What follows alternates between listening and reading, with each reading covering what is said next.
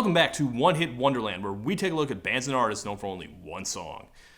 I admit, I have a minor fascination with disco. Not so much the actual music, which I like as much as anyone, but the perception of it. For 5 or 6 years, it was basically the only music being made, and then it got hit with backlash so hard that all of a sudden it was the worst music ever made. And then after about 20 years of being a total punchline, it flipped back so hard in the other direction that now if you try and say that disco sucks, people look at you funny. Like, oh, you dislike music made by black and gay people, huh? What are you trying to say, huh? Huh? But even with the massive reputational turnaround that disco has had, there is still one big disco smash that it is still okay to dislike. One that no critical reappraisal has been able to take off the worst song ever lists. I am, of course, talking about the one and only, the eternally infamous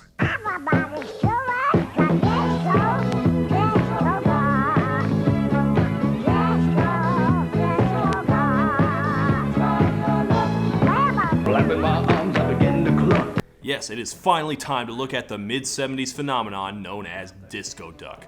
One of the most confusing little blips in the history of disco, and consistently described as one of the worst things that happened in the 70s. It goes Watergate, gas shortage, disco duck, and then maybe Jonestown. That was the wackest song ever. It's insane to me what people will do. I guess sometimes it's just so far up their ass, all they know is But why? What is this harmless little joke song done to deserve such ire? If this was just one of the many stupid novelties that gets released every day, that'd be one thing. No one ever complains about, say, Larry Gross's Junk Food Junkie from that same year. But Disco Duck stands out not just for its stunning inanity, but also that it was a #1 hit. For 1 week in October of 1976, it was the best-selling song in America. That's nuts. Like, if we lived in a logical world, this would be the cause of the disco backlash. This is the kind of song that signals that a trend has outlived its welcome, not that it's going to keep rising for the next 2 or 3 years. Who's responsible for this? The people this was credited to were Rick Dees and his cast of idiots, an attempt at self-deprecation that did nothing to endear them to the disco haters. And if the name sounds familiar to you for non-disco duck reasons, that's actually not surprising. Rick Dees is one of the few one-hit wonders who's probably more famous now than when he scored his #1 hit. Disco Duck was just one of the many stepping stones on his path to becoming a nationally syndicated radio host. He's hosted Weekly Top 40 since 1983, which is just crazy to me. Like, imagine if Ryan Seacrest had also recorded Mambo No. 5. So keeping in mind that music was always the sidest of side hustles for Rick Dees and his lifelong broadcasting career, surely we can just forget about this sad little novelty and move on. But no, I want to know, how did this happen? And just the other day I noticed that after years of unavailability, at some time in the last couple months, Spotify has finally put up the entire original Disco Duck album. Well, I've never been able to resist the easy targets, so it is officially duck season. Bring it on.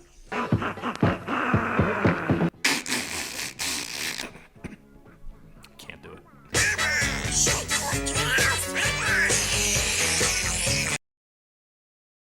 With one of the most recognizable voices on the planet, Rick Dees loves to make people laugh. His astonishing career began at Grimsley High School in I actually found this video biography / sizzle reel that I guess Rick Dees had this made sometime in the past 20 years. So, yeah, that's going to save me a lot of effort. I can just sit back and watch. Thanks, Rick. Be nicer to you when we get to the review part. Back in college, living with Rick Dees was like living with Robin Williams. He was always honing these characters, and I never knew when I came home and opened the door which character might be there. That sounds absolutely exhausting. Anyway, blah, blah, blah. I was a DJ in North Carolina, and then... It was in Memphis where Rick Dees became Rick Dees. I love that. The icon, Rick Dees. So he was also a club DJ, and that's where he noticed that the disco scene was taking off. Taking a $100 fee and $1 for every customer who mentioned Rick Dees is an idiot at the door. After his world's first wet t-shirt contest, 1,000 customers a night... I do not believe that you invented the wet t-shirt contest, Rick Dees. A favorite feature on Rick Dees in the Morning was the novelty songs that this budding songwriter himself composed. Okay, here we go. Here's the good part. You see, one day, Rick Dees walked into the club and someone brought in a duck, and he thought, wait a minute, I've got an idea. I made that up. But yeah, here we go. There's always one song that you wish you could have written. In my case, that one song is Disco Duck. Singing Disco Duck, let me hand you over to Rick Dees. You know, tons of people, including me, have said that Disco Duck is a bad song. But you know what? I promised to be nice since Rick made that intro for me, and I'm gonna try. Disco has undergone a massive reappraisal that's elevated it back into the respect it deserves. Can we revise the critical histories and find a way to also give respect to Disco Duck? Okay, well, one of the big things that made critics reevaluate disco was its importance to the black and gay communities. So if you look at it that way... I tell you, it took us 43 days to get here to the midnight special. Didn't think we was ever gonna make it. And ever so often, we'd see this sign in the road that said, clean restrooms ahead. We must have cleaned 300 restrooms on the way here. Okay, yeah, this has nothing to do with black or gay people. That is a straight white man. Like if he was doing a Daffy impression, maybe, but no, that is no Little Black Duck. That is Lily White Donald. But I feel like part of the disdain for this song is that by the time that critics started writing the histories, disco had already become a punchline. So a disco duck just seemed like stupid on top of stupid, so the joke didn't land anymore. It's like a parody of a parody. Now that we have some distance and we like disco again, let's enjoy the wacky, zany humor for what it is. Went to a party the other night. All the ladies were treating me right. See, the joke is that he's at a disco. All of a sudden I began to change. I was on the dance floor acting strange. And for some crazy reason, he turns into a duck. Look at me, I'm the disco duck. Ha ha ha ha. I don't get it. Acting like a duck, or is he a were-duck? It's anyone's guess.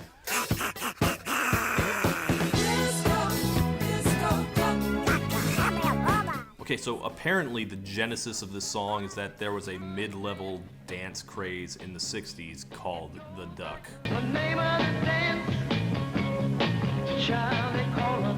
I don't know if people remembered it. Honestly, that makes the joke less funny if there was already a duck dance, but that's not really the joke. This song was really spawned when Rick ran into a guy at the gym who could do a duck impression, and he basically wrote the song from there just so he could get the guy to do the voice for it. And that's it. That's the joke. The joke is that there's a guy who could do a decent Donald Duck impression and they put a beat under it. The thought of a leisure suit duck hitting on women was just so funny that people loved it. It was immensely popular. I tend not to do songs this old because it's really hard to find videos for them. I have so much footage of Disco Duck. This was back when there were 3 networks, and presumably in the autumn of '76, with limitless options, they all decided to put on Rick Dees performing with a singing, dancing, legally distinct for copyright purposes duck puppet. Which is amazing, because the song's not funny. Like, you'd think a duck-themed comedy song would have duck jokes in it, like a bunch of duck puns maybe, but the song is just basically all premise, no punchline.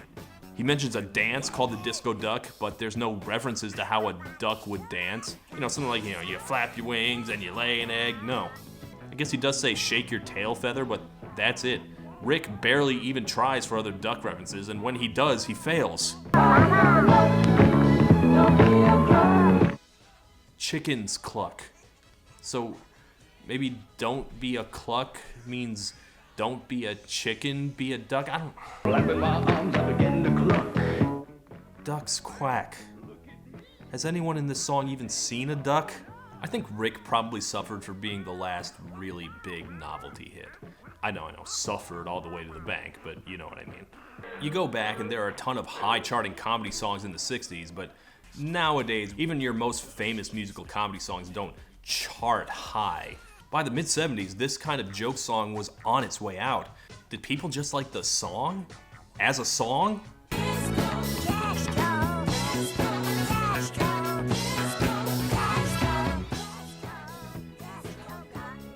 Well, you know, it's not catchy.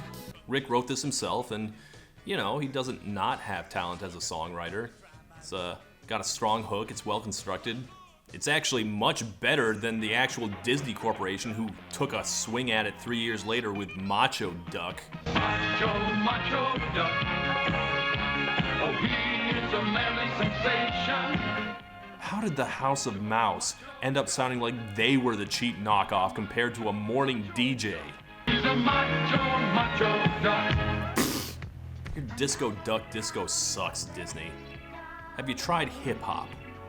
And, you know, it's cool that the guitar quacks, but, you know, I'm gonna be honest, I'm not a huge fan of the production on this song. It's really dorky in a cornball kind of way. The backup singers are not good at all. Like, they clearly recorded it in between ad jingles they were performing. The novelty of the duck impression, you know, that wears out real quick. But honestly, I guess it's not as bad as I initially took it for.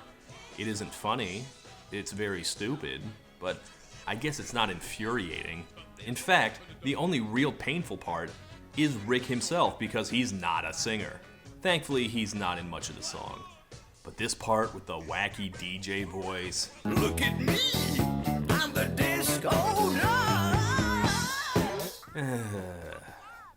No, I've given this song as much slack as I can. People in the 70s, what the hell was wrong with you?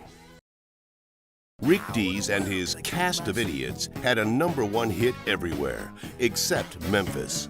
Funny thing, when Rick Dees hit #1, he was not allowed to play his own record on the air because his bosses thought it might be a conflict of interest.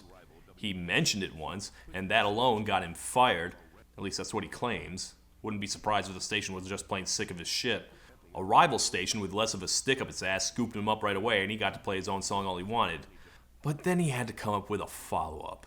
What could possibly be as funny as a disco dancing duck? How about Disgorilla? No, I'm not gonna front. I love it when the follow-up is the exact same song as the original. Let's play that shit. Hey, how about you guys helping me introduce Rick Dees? Okay. You mean the guy who freed the ducks? Mr. Disco himself. The guy who taught gorillas to dance? Ladies and gentlemen, Mr. Disco, Rick Dees!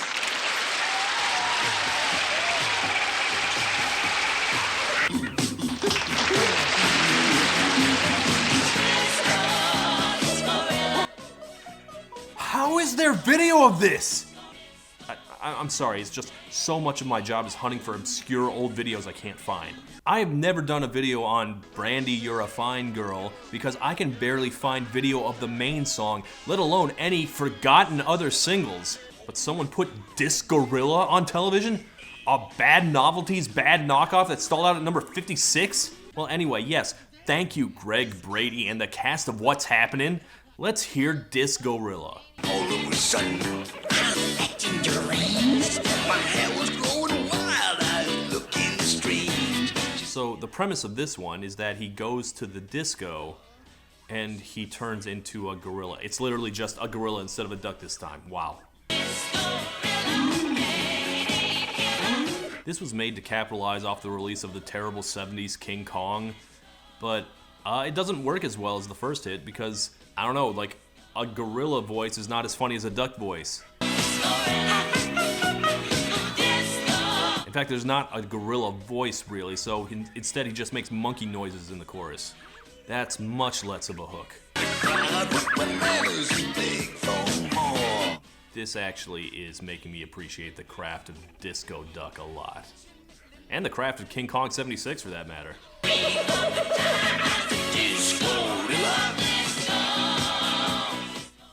'Twas DJs killed the beast. And, is there anything else on the album?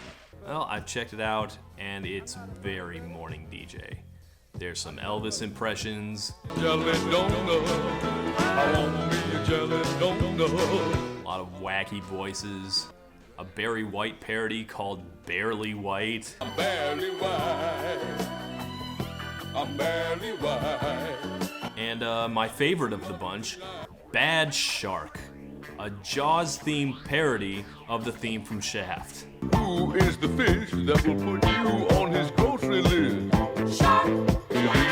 They say this catfish shark is a bad mother. Shut your jaws. Just talk about shark. Okay, this is officially so stupid that I actually am enjoying it. You got me.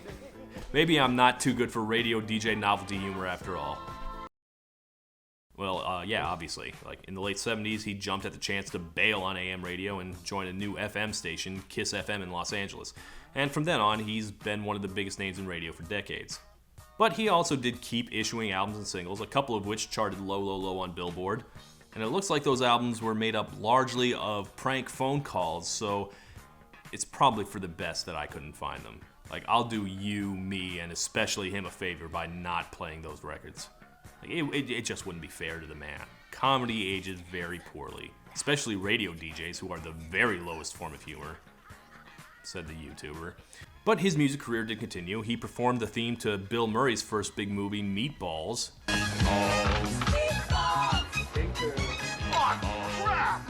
And we also have here some of his songs that did chart. Here's a song from 1984 called Eat My Shorts. Eat my shorts. Yes, choke on polished cotton. Eat my shorts. It is blisteringly unfunny. And here we have another song from that year called Get Naked. It's the greatest cure around. Get naked. Adam said to Eve, you don't need to wear those leaves. You do just like me and get naked. Who you gonna call? I guess he was upset that Bill Murray didn't keep letting him do theme songs. Just put her down because she dropped her gown and got naked.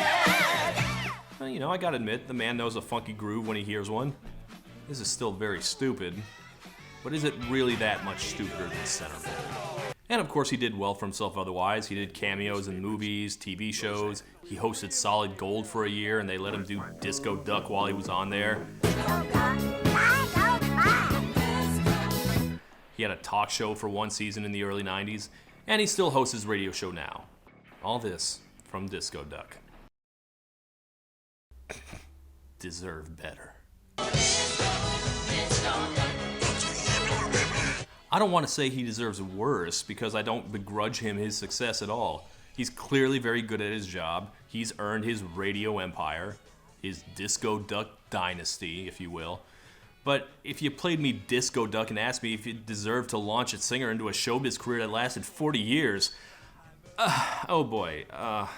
Look, maybe Disco Duck is not actually the worst thing ever, but no, I don't think the world really needed this. But you can't feel bad for the guy.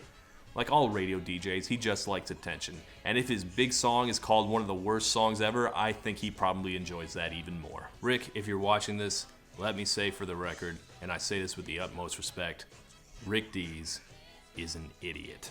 I was in the hospital, had my hip slipped in.